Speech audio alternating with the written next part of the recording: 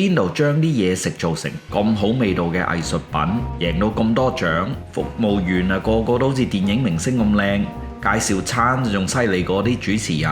嗨，又係我阿 Mark 啊！今日嚟到米其林推薦嗰間 Boulevard Kitchen and Oyster Bar 嚟同你食 fine dining， 即係高級餐飲啊！精上加精嘅食材，再加優雅嘅環境，同埋超乎尋常嘅服務。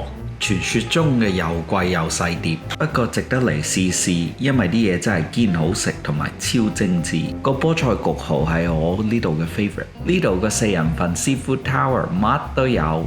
朋友就叫咗個鵝肝牛扒，我就叫咗個黑魚。